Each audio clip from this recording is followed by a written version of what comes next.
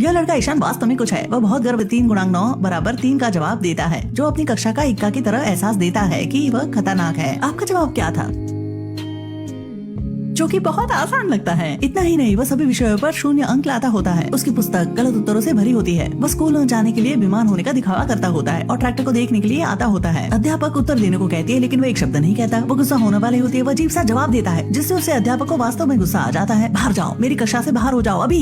यहाँ तक कि उसको परीक्षा के अंक से छुटकारा दिला गया। शिक्षक इस लड़के को पसंद नहीं करते होते। वह हर किसी के लिए मूर्ख है, लेकिन उसका बड़ा भाई योहान बहुत बढ़िया शिष्य होता है। ईशान अपने भाई से चिंता होता है, क्योंकि हर कोई योहान के प्रतिपक्ष में होता है। यहाँ तक कि माता पिता को आश्चर्य है, कैसे इसमें इतना महान अंतर हो सकता है? क्या बुरा है इसमें? ईशान पहले भी तो 2 बार एक ही पद दोहरा चुका है। जब उसके माता पिता को फोन किया, शिक्षक शिकायत करेंगे कि कोई भी उसे नहीं पढ़ा सकता। प्रधानाचार्य निर्दयता पूर्वक यह कहती है कि आपका बच्चा असामान्य है, उसे विकलांग बच्चों के स्कूल में ले जाओ। उसके पिता बहुत गुस्सा होते। कोई भी माता पिता ये सुनना बर्दाश्त नहीं कर सकते। उनके बच्चे को भौतिक रूप से कमजोर कहा जाए, इसलिए उनके पास उस स्कूल से बाहर करने के अलावा और कोई विकल्प नहीं है। घर जाते समय उसकी माँ रो पड़ती है और खुद को उसे अच्छी तरह से शिक्षित न करने को दोषी मानने लगती है। पर पिता सोचते हैं कि उनका बेटा खुद भी बहुत आलसी है। अगर उसे ज्यादा सख्त माहौल में पढ़ाया जाए, वो बदल जाएगा। उसके पिता ने तुरंत ही the military run boarding school से संपर्क किया। उन्होंने पूछ लिया कि क्या यह सीख सकता है। उसके पिता ने उसे चेतावनी भी दी, लोग उसे तब तक पीटेंगे जब तक वो उनकी बात नहीं मानेगा। लड़का डरा हुआ है, वो अपने परिवार से अलग नहीं होना चाहता। वो रोता हुआ अपने पिता से भीख मांगता है, लेकिन उसके पिता ने अपना मन बना लिया होता है। वह सपना देखता है कि उसकी माँ भी उसे छोड़ देती है। जाकर वो रोने लगता है और अपनी माँ को बताता है कि वह अपनी पूरी कोशिश करेगा, लेकिन इससे कोई फर्क नहीं पड़ता कि वह कैसे फरियाद करता है। वो बोर्डिंग स्कूल में जाने के अपने भाग्य को बदल नहीं सकता। यह एक नियमों से भरा स्कूल है। प्रपत्र शिक्षक उसके पिता को यह आश्वासन देते हैं कि चाहे वह कितना ही बिगड़ा हुआ, वो बस यहाँ रहते हुए बदल जाएगा, एक आज्ञाकारी बच्चे में। जब रात होती है तब वह बाथरूम में रो पड़ता है। उसे समझ में नहीं आता कि क्यों उसे यहाँ भेजा गया है। उसकी जिंदगी अब से पहले से ज्यादा बेहतर हो चुकी है। साहित्य के शिक्षक ने उससे कविता का अर्थ पूछा। वह अपनी राय बोलता है, पर बेताश बोलने पर डांट पड़ती है। कला कक्षा में शिक्षक की ओर चार्ट फेंकता है और उसे कड़ी सजा देता है। यहाँ तक कि फिजिकल एजुकेशन की कक्षा में भी उसे टीम गठन से बाहर घसीटा जाता है। उसकी नजरों से ब्लैक बोर्ड का हर अक्षर नाचता हुआ प्रतीत होता है, जो उसके मन को लगातार विचलित करता है। कोई भी उसकी पूजा को नहीं समझ सकता। वे जो कर सकते हैं वो उसे डांटते हैं। स्कूल के दबाव में होने के कोई सहानुभूति रखने वाला नहीं है। वह अंत में टूट पड़ता है, पढ़ाई से तंग आ गया होता है और खुद को सभी से अलग करना शुरू कर देता है। सोलोमन में एक कहानी है जो बताती है कि आदिवासी कुल्हाड़ियों का इस्तेमाल लिए बिना पेड़ों को काटते हैं। वे पेड़ को घेर लेंगे और इसे बिना रुके डांटते हैं। जब तक कि वह पूरी तरह से मर नहीं जाता था। लड़की की स्थिति इस कहानी के समान है और वह खुद पेड़ है। हर रोज वह छत पर अकेला खड़ा रहता है, जो कि जमीन से बहुत ऊंची है। यह एक बहुत ही सख्त स्कूल होता है। अगर छात्र आज्ञा नहीं मानते हैं, उन स्कूल से मारा जाएगा, उनके चेहरे पर चौक फेंका जाएगा। वे कक्षा के दरवाजे पर घुटने टेकने के लिए भी बने हैं, जो मुझे मेरे बचपन की याद दिलाता है। हालांकि एक दिन एक अजीब शिक्षक राम आ जाता है। लाल नाक, लूंग दांत, योगिनी कान। वह एक जोकर जैसे कपड़े पहनते हैं। वह कक्षा में भी जाते हैं। वह बांसुरी बजाते हैं, गाना गाते हैं और पूरी कक्षा को रिझाता है। सभी शिष्य उसे घेर लेते हैं। जब वो पढ़ाता है तो वह अपने छात्रों को एक जैसा विषय नहीं देता है। वो उन्हें एक सफेद कागज का टुकड़ा देता है और उन्हें बनाने को कहता है जो कुछ भी वे चाहते हैं। जब सभी ने बनाना शुरू कर दिया तो इस लड़के ने एक भी लाइन नहीं खींची। यह पता चलने के बाद शिक्षक उसकी शिकायत नहीं करता। चिंता मत करो,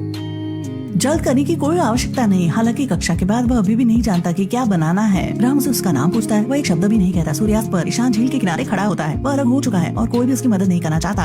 वह चाहता है कि अब उसके माता पिता उसके पक्ष में रह सके, लेकिन उन्हें योहान की प्रतियोगिता देखनी है ताकि वह उसके पास न आ सके। एक दिन राम ने ईशान को कक्षा के दरवाजे पर घुटने टेकते हुए पाया। वह लड़की से पूछना चाहता है, पर ईशान उसे अनसुना कर देता है। इसलिए राम उसके सहपाठी से पूछता है कि वह इतना शर्मिला क्यों है। उसे बताया जाता है कि ईशान थोड़े समय के लिए यहाँ आया है। उसके अंक वास्तव में खराब है। गणित के 0 अंक है, साहित्य के 0 अंक है। उसका शब्द विन्यास बहुत कमजोर है। कोई फर्क नहीं पड़ता कि वह कैसे कोशिश करता है। वह पढ़ या लिख नहीं सकता। राम थोड़ी देर के लिए सोच में पड़ जाता है। उसे अचानक ही एहसास होता है। वह ईशान के अभ्यास के लिए दौड़ता है। अच्छे से जांच करने के बाद वह ईशान की गलतियों में एक नियम निकालता है। इसलिए वह ईशान के माता पिता को चर्चा के लिए फोन करने का फैसला करता है। उसके घर का दौरा करने के बाद शिक्षक ये पाता है कि वह न सिर्फ बना ही नहीं सकता बल्कि बहुत बुद्धिमान भी है। सब बुद्धिमान को मूर्ख समझा गया है। राम का हृदय टूट जाता है। हालांकि पिता यह सोचता रहा कि उसका बेटा सिर्फ आलसी है। 9 साल का बच्चा कैसे नहीं पढ़ सकता है। राम कहता है कि ईशान डिस्लेक्सिया के पीड़ित है। पिता को लगता है कि वह झूठ बोल रहा है, लेकिन लंबे समय के बाद भी वह पूरी तरह से राजी नहीं है। राम उसे खिलौने के बक्से पर पत्र पढ़ने के लिए कहते हैं। वह कहता है कि वह जापानी पढ़ना नहीं जानता। इसे पढ़ो ध्यान देकर। बिल्कुल भी नहीं, मैं उन्हें पढ़ सकता हूँ। तुम बहुत बुरे हो, तुम कोशिश भी नहीं करते। पता है, पिता अचानक एकदम चुप हो जाते हैं। ईशान की स्थिति को बदलने के लिए राम ने एक विशेष कक्षा का फैसला किया। वह अपने विद्यार्थियों को बनाने के लिए नहीं कहता, लेकिन इसके बजाय उन्हें एक कहानी बताता है। बार एक लड़का था जिसने महसूस किया था कि हर पत्रक नृत्य कर रहा था जैसे वह डिस्को पार्टी में था। उसे किताबें पढ़ने से नफरत थी। सभी ने उसे धमकाया हुआ था। यह सुनकर ईशान वास्तव में घबरा सा जाता है। वह सोचता है कि राम उसके बारे में बात कर रहे हैं, लेकिन जब राम ने दिखाया दिखाया कि वह लड़का कौन था, तो वह आइंस्टाइन निकला। राम का कहना है कि बहुत से लोगों को युवा होने पर पढ़ना मुश्किल लगता था। वह उससे पूछता है कि अगर ऐसा व्यक्ति जो दुनिया को बदल सकता है वो दुनिया को हमसे अलग तरीके से देखेंगे। जरूर उनके विचार अलग है, हर कोई उन्हें समझ नहीं सकता है। अंत में ईशान पहली बार मुस्कुराता है, तब से वो थोड़ा और सुखद महसूस करता है। स्कूल के बाद सभी को छोड़ने का इंतजार करते हुए राम ईशान को फोन करता है इससे बात करने के लिए। वह कहता है कि उसे भी अक्षरों को पढ़ना मुश्किल लगता था, उसको मूर्ख समझा जाता था,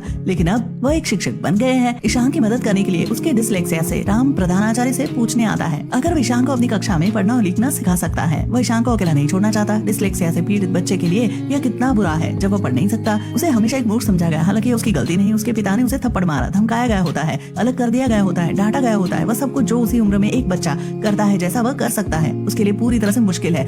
उसने कितना कष्ट भेजा है, जैसा कि उसका आत्मविश्वास हर रोज नष्ट हुआ होगा। लेकिन वह काफी खुशकिस्मत है कि उसके पास एक शिक्षक है। उसका शिक्षक उस रेत पर लिखना सिखाता है, पेपर पर अक्षरों को आकार देने के लिए चिकनी मिट्टी का इस्तेमाल करता है, गणना के लिए सीटी का उपयोग करता है। राम के उपयुक्त शिक्षण विधि के बदौलत ईशान फिर से पढ़ने में रुचि रखने लगा है। ईशान को फिर से ड्राइंग बनाने के लिए राम ने सभी के लिए एक ड्राइंग प्रतियोगिता आयोजित करने का फैसला किया होता है। एक दिन ईशान के पिता बात करने के लिए राम के पास आते हैं। उन्होंने कहा उन्हें डिसलेक्सिया के बारे में बहुत सारे दस्तावेज मिले हैं, लेकिन उन्हें ऐसा क्यों करना पड़ा। यह पता चला कि वे चाहते हैं कि राम यह सोचे कि वह ईशान की परवाह करते हैं। किसी की देखभाल करना वास्तव में इसका क्या मतलब है। अगर आप ईशान की देखभाल करना चाहते हैं तो आपको न ही सिर्फ कुछ दस्तावेज ढूंढने होंगे, बल्कि उसे भी तैयार करना होगा आप पर भरोसा करने के लिए। उसे लगना चाहिए कि आप उसे प्यार करते हैं। जिससे सुनकर पिता चुप हो जाता है। जब वह जा रहा होता है तो वह अपने बेवकूफ नाम के बेटे को देखता है जो पोस्टर को गंभीरता से पढ़ रहा होता है। अंत में एक सख्त पिता मदद नहीं कर सकता है, लेकिन रो पड़ता है। वह घूमता है और निकल जाता है। प्रतियोगिता का दिन आ गया होता है, हालांकि सूरज अभी तक उगा नहीं होता। ईशान कपड़े पहन चुका होता है, वह चमड़े के जूते पहनता है, अपने बालों को बड़े अच्छे से ब्रश करता है। अतीत में वह हर चीज से डरता था, उसे कभी कुछ करने का मन नहीं करता था। हालांकि इस बार उसकी आशा को बनी होती है। वह खुद को आईने में एक मुस्कान देता है। वह झील के किनारे अकेला खड़ा है जैसे उसने हर रोज किया करता था। हालांकि वह उदास और असहाय लड़का नहीं रहा। अब ड्राइंग प्रतियोगिता में न केवल छात्र बल्कि सभी शिक्षक भी हिस्सा लेते हैं। ईशान अपनी ड्राइंग लेता है और पेड़ के नीचे बैठता है। वह कुछ ऐसा कर सकता है जिसे वह सबसे अधिक पसंद किया करता था। वह अपने पेंट ब्रश के साथ एक विविड पेंटिंग बनाना शुरू करता है।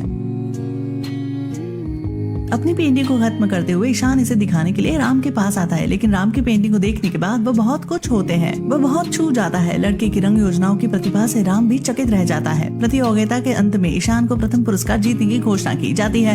वह अब हर किसी की नजरों में मूर्ख नहीं रहा। वह एक सच्चा प्रतिभाशाली कलाकार है। इस समय वो उसकी मदद नहीं कर सकता। वह रो पड़ता है और राम के पास दौड़ता है। वे एक दूसरे को कस कर गले लगाते हैं। वास्तव में कोई भी तुरंत कुछ अच्छा करने की प्रतिभा के साथ पैदा नहीं होता। उनके आसपास के लोगों को उनकी मदद करनी चाहिए, धैर्य रखना चाहिए और उनके साथ सहयोग से रहना चाहिए ताकि उन्हें मजबूत बनाया जा सके।